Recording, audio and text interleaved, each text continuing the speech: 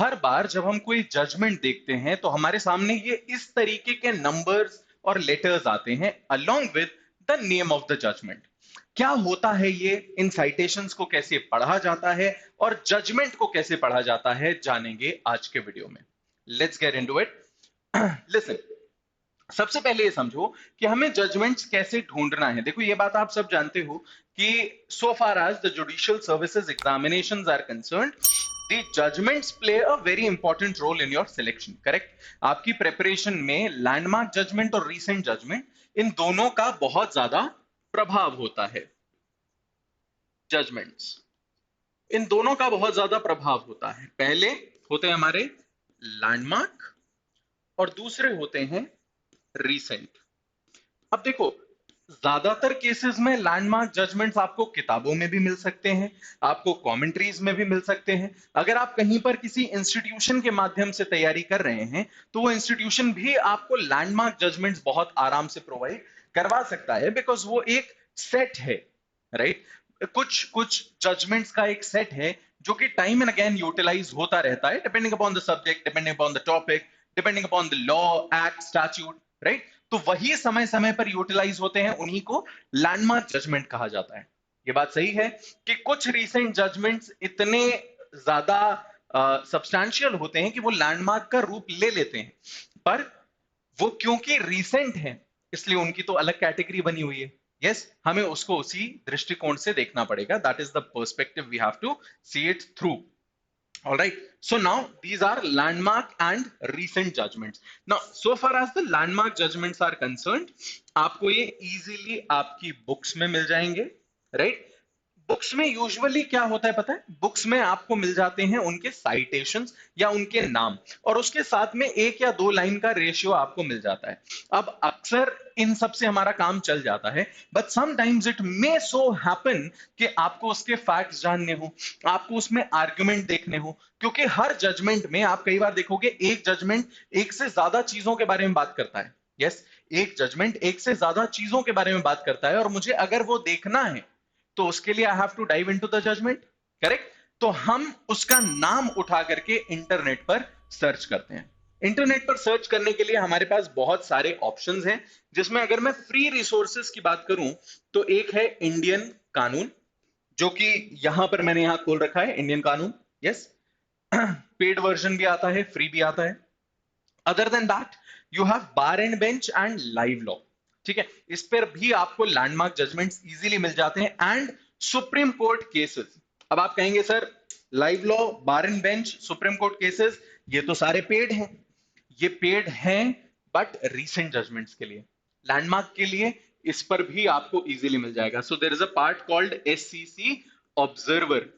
Observer, यहां आपको articles मिल जाएंगे supreme court cases SCC online के, राइट? जो कि पुराने जजमेंट्स को एनालाइज करते हैं और डिटेल में आपको उन जजमेंट्स के बारे में बताया जाता है। सो आप अगर मान लीजिए पेड वर्जन नहीं भी यूज कर रहे हैं तो भी SCC observer is free for you, आप आराम से जजमेंट्स ढूंढ सकते हैं। इसके अलावा bar and bench and live law, ठीक है, ये कुछ ऐसे हैं जहां पर आपको जितने भी लैंडमार्क जजमेंट्स हैं वो सारे के सारे मिल जाएंगे, आराम से मिल जाएंगे, अनपेड कैटेगरी में, राइट?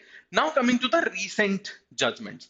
नाउ रीसेंट जजमेंट्स के लिए usually what we tend to do is, जैसे हम लोग at judiciary gold what we do is, let me open YouTube for you, YOUTUBE, just a second. YouTube पर जब आप judiciary gold search करते हो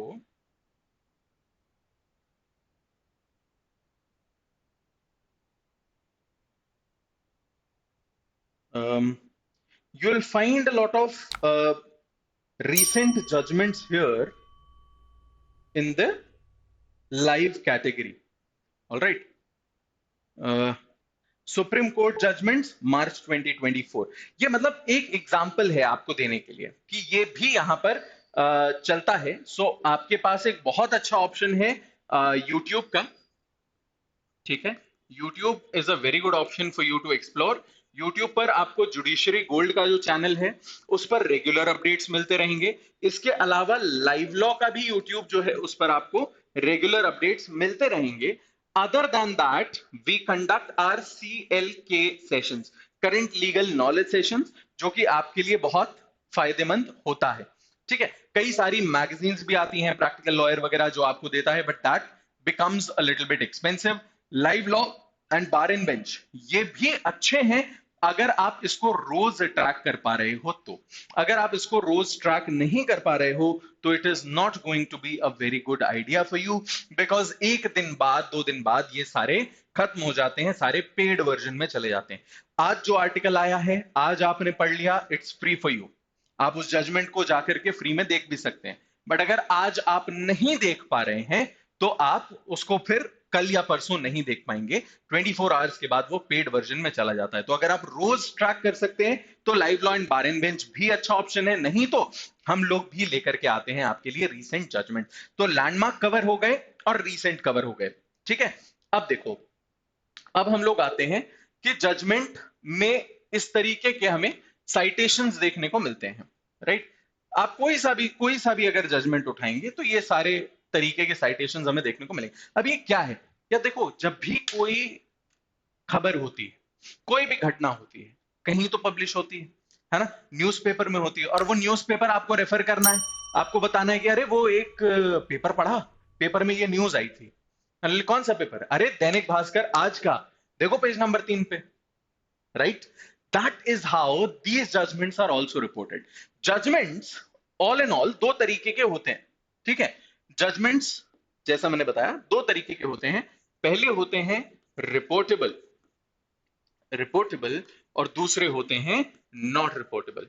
रिपोर्टेबल जजमेंट्स ऐसे होते हैं जिन्हें परमिशन होती है रिपोर्ट करने की, यानी लॉ जर्नल्स में उसका रिकॉर्ड रखने की। तो there are several law journals, जैसे ऑल इंडिया रिपोर्टर हो गया, सुप्रीम कोर्ट केसेस हो गया, ठीक है, SCR हो गया, आपका AIR तो हो चुका है ना, स्टेट के भी होते हैं, MP लॉ जर्नल, CRLJ, ठीक है। ये सारे, ये तो मैंने कुछ एग्जांपल दिए, ऐसे दर्जनों दर्जनों, लाइक एटलीस्ट लाइक 50-100 के आसपास जर्नल्स प्रोमिनेंट होंगे, वरना there are thousands of journals that are there in India, right. अगर आप बहुत प्रोमिनेंट पे जाओगे तो मुश्किल से 5 या 10 हैं, लेकिन स्टेट वाइज ये 20-25 जर्नल्स चलते रहते हैं। Nationwide there are thousands of journals जो कि पब्लिकेशंस में होते हैं, they are authorised to report these judgments वर्बैटिम।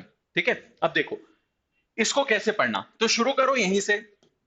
You have AIR 2007 supreme court 1118। सबसे पहले पढ़ा AIR। AIR is the journal का नाम, ऑल इंडिया रिपोर्टर, ओके। 2007, 2007 में जो ऑल इंडिया रिपोर्टर का एडिशन आया था, 2007 वाला, उसमें सुप्रीम कोर्ट का जजमेंट जो पेज नंबर 1118 पर मेंशन्ड है, पेज नंबर 1118 पर, ठीक है। सो क्या समझ में आया? पब्लिशर का नाम, एडिशन, कोर्ट का नाम एंड पेज नंबर। सिमिलरली चलो आगे आते हैं, ये वाला देख लो, 2007 1 ऑल WC 664। ये हो गया ईयर, ये हो गया एडिशन, ये हो गया जर्नल का नाम, और ये हो गया पेज नंबर। ठीक, दूसरा देख लो, ये यहां से शुरू है, ईयर, एडिशन का नाम, जर्नल का नाम, page number, court. Mostly citation पढ़ना यही होता है। साइटेशन में आपको ये 4 से 5 चीजें दी जाती हैं, कौन सी कोर्ट का है, कौन से साल का है, कौन सा जर्नल रिपोर्ट कर रहा है, कौन से पेज नंबर पर है। अगर आप इस साल का वो जर्नल उठा के देखोगे पेज पलट के, तो आपको उस पेज नंबर पर मिल भी जाएगा, you will find this case on that very page number, right. And इसीलिए इसको इस तरीके से साइट किया जाता है, इससे उसको लोकेट करना आसान होता है। क्योंकि मान लीजिए there is a case of Kanishk versus Chinmay, right, there will be dozens and dozens of cases. आपको क्या पता कि आपका वाला केस कौन सा है, राइट। सो उसके लिए if you pick up a journal, तो आप उसको इस तरीके से साइट कर सकते हैं, आप बता सकते हैं कि देखिए हमारा ये वाला केस था, इसमें ये हुआ था। अब देखो जजमेंट को पढ़ना कैसे है। अभी रिसेंटली मैंने इसी जजमेंट को, इनफैक्ट इस वाले जजमेंट को that is AS Mohammad Rafi versus state of Tamil Nadu, mention किया अपने एक शॉर्ट वीडियो में। अनफॉर्चुनेटली इस शॉर्ट वीडियो में I was stating the law and people presume that I'm stating my viewpoints, which, well, again, is not true. यहाँ पर हम अपने views share करने नहीं आते. We are here to tell you what the law is, why is something happening, what is the rationale behind it. It's not our opinion. Our opinion has no purpose on this channel. We are there to help you in this examination. Anyways, so this case is a landmark judgment. ठीक है, बहुत बड़ा judgement है, as you can see. कैसे आप इस judgement को पढ़ोगे, ये देखो। अभी यहां बढ़िया चीजें साइट होती जा रही हैं, होती जा रही हैं, होती जा रही हैं, ठीक है। Now you have to keep going, नीचे से हमेशा ऊपर जाना जजमेंट में, ठीक है। जब भी कोई जजमेंट पढ़ो ना, नीचे से ऊपर की तरफ जाना, आपको नीचे की ही साइड समझ में आ जाएगा। एंड देयर वी आर, ये देखो, in our opinion heard both the parties, right. इस तरीके का फ्रेज आपको जैसे ही दिखे, वहां से आप जजमेंट को पढ़ना शुरू कर सकते हो। कई बार ऐसा भी होगा कि इन आवर ओपिनियन के बाद केवल एक दो लाइन लिख दी गई, राइट, जैसा परहैप्स इस वाले में है। In view of the above, appeal is allowed, impugned judgment dismissed, ठीक है। जजमेंट आप पढ़ो तो पहले जजमेंट पढ़ो कि क्या कहा गया है उसमें। आप उसी चीज को देखने के लिए गए हो ना कि इस जजमेंट में क्या हुआ, तो आप पहले ये तो देखो कि अलाउ हुआ कि डिसमिस हो गया। अगर ये जजमेंट डिसमिस हो गया है, मतलब डिसमिसल का जजमेंट है, तो ऊपर लिखी बातें शायद आपके काम की ना हो। You might be looking for a different case, या हो सकता है आपके काम की हो। As long as you know what you are looking for, जब आपको पता है कि आप क्या ढूंढ रहे हो, तो फिर ये आपके काम इसी तरीके से आता है। यू स्टार्ट फ्रॉम बिलो, आप यहां से देखना शुरू करोगे इन व्यू ऑफ द अबव, ठीक। हो सकता है एक दो लाइन हो सकता है यहां पूरा यहां से उठा करके लंबा खींच दिया हो। क्या कहना चाह रहा है यहां पर सुप्रीम कोर्ट का ये कहना है, such resolutions are wholly illegal, against all traditions, against professional ethics, right. कोई भी व्यक्ति कितना भी wicked, depraved, wild, degenerate, perverted, loathsome, execrable, vicious, repulsive कैसा भी हो, उसके पास अधिकार है खुद को कोर्ट में डिफेंड करवाने का। ये क्यों कहा गया? आतंकवादियों को कोई डिफेंड करने को तैयार नहीं था, राइट। रेपिस्ट जो केसेस बहुत प्रोमिनेंट हो गए थे, उन्हें डिफेंड करने के लिए कोई भी तैयार नहीं था। बार एसोसिएशन रेजोल्यूशन निकाल रहे थे कि अगर किसी ने भी इसको डिफेंड किया तो हम उसको बार एसोसिएशन से निकाल देंगे। And that was very weird, right. Now with all due respect to the sentiments of the persons, हर व्यक्ति का एक संवैधानिक अधिकार है खुद को रिप्रेजेंट करवाने का, so long as he is able to pay the fees of the advocate। अगर वो फीस पे कर पा रहा है और कोई ऐसा स्पेशल रीजन नहीं है कि मेरा कॉन्फ्लिक्ट ऑफ इंटरेस्ट है, या फिर मैं तुम्हारे अपोजिट में हूं, या फिर मैं विटनेस हूं, अगर ऐसा कुछ भी नहीं है, तो फिर वो बिल्कुल डेफिनेटली डिफेंड करने के लिए बाध्य है, राइट। चाहे तो ना करे, that's a different thing, but reason ये नहीं हो सकता कि तुम्हें डिफेंड करने से मेरी बदनामी होगी। एंड इनफैक्ट यही जजमेंट बेस बना बहुत सारे रिफॉर्म्स का। बार काउंसिल ऑफ इंडिया के भी रूल्स आए, राइट। और इवेंचुअली फिर ये कहा गया कि भाई देखो, वकील चाहे तो डॉज तो कर ही सकता है, बट लीगली इन रीजंस की वजह से उसको डॉज करने की परमिशन नहीं होगी, राइट। एंड इनफैक्ट अगर उसने किया और उसकी कंप्लेंट होती है, तो उसका लाइसेंस भी कैंसिल किया जा सकता है, कि अगर वो सिर्फ इस छोटे से रीजन की वजह से, या बड़े, उसके लिए बड़ा रीजन हो सकता है, इस रीजन की वजह से अगर आप केस मना कर रहे हो, तो your licence can be rejected, right. And the interesting thing is, कुछ केसेस हाई प्रोफाइल हो जाते हैं, मीडिया अटेंशन मिल जाता है, नेशनल अटेंशन मिल जाता है, एंड उसकी वजह से उनको डिफेंड करने वाला व्यक्ति हमेशा बुरी लाइट में आता है। But generally in every single criminal case there would be a person who is at the wrong, there would be a person who is at the right, barring exceptions of course, लेकिन हर व्यक्ति वहां पर भी तो defend होता है।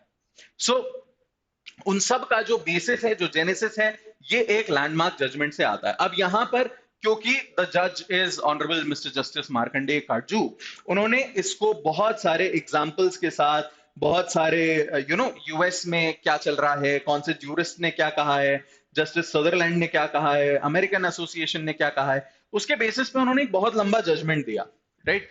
But ये मामला क्या है, जब आप वो पूरा पढ़ लोगे ना तो आपको समझ में आ जाएगा कि जजमेंट क्या कह रहा है। ये पढ़ा, फिर आप आओ दूसरी चीज पर, सबसे ऊपर, सबसे ऊपर क्या है, heard counsel for parties, appeal has been filed against impugned judgment and order of high court of Madras passed in writ petition number फलाना। अब आप चाहो तो ये भी सर्च कर सकते हो कि इसमें क्या कहा गया था, इस जजमेंट में क्या कहा गया था, and then you move on, then you move on, आपको समझ में आ जाएंगे। अब आपको क्या क्या समझ आ गया, आपको जजमेंट पता है, द मोमेंट आपको जजमेंट पता है ना, बात खत्म, राइट। अब आपको फैक्ट्स नहीं भी पता तो आपके जुडिशरी के लिए पर्याप्त है। पर अगर फैक्ट्स पता करने हैं तो ऊपर चले गए, ऊपर के 2 से 3 पैराग्राफ, बहुत सारे नहीं, 2 से 3 पैराग्राफ आपका पूरा का पूरा फैक्ट जो है वो समराइज करने का काम करते हैं। ध्यान रखो, आखिरी के कुछ पैराग्राफ्स जजमेंट देते हैं, ऊपर के 2-3 पैराग्राफ फैक्ट्स देते हैं, एंड बीच का जितना है वो है इस काउंसिल ने ये कहा, उस काउंसिल ने ये कहा, इस जजमेंट में ये लिखा है, उन सारी चीजों का समागम हमें अंत में कंक्लूजन में मिलता है। Alright, so this is how you go about any judgment, any judgment, कोई सा भी आप उठा लीजिए, चाहे हाई कोर्ट का, चाहे डिस्ट्रिक्ट कोर्ट का, चाहे कहीं का भी, this is how you read a judgment. And trust me when you do this, आप जजमेंट पढ़ना मिनटों में सीख जाएंगे। 100 पन्ने का जजमेंट होगा, आपको लास्ट के 2-1 पेज पढ़ने पड़ेंगे, ऊपर के 2-1 पेज पढ़ने पड़ेंगे, you are done. You know कि इसमें फैक्ट क्या थे, हुआ क्या है। अब अगर डिटेल में जाना है, आप रिसर्च कर रहे हो किसी केस के लिए, पढ़ाने के लिए, तो फिर आपको पूरा पढ़ना पड़ेगा, फिर आपको उसके फैक्ट्स में, उसके ऑब्जर्वेशंस में, उसके केसेस में, साइटेशंस में, डेप्थ में जाना पड़ेगा। बट आप अपनी जुडिशरी की तैयारी के लिए पढ़ रहे हो, उसके लिए इतना पार्ट काफी है। 100 पेज हो या 500 पेज, जजमेंट्स मिनटों में आप पढ़ सकते हो और आपको समझ में भी आ जाएगा कि क्या हुआ है। ठीक है, so this is how you read a judgment, this is how you understand a citation, this is how you go about finding landmark and recent cases. That's all. Thank you so much. Have a great day.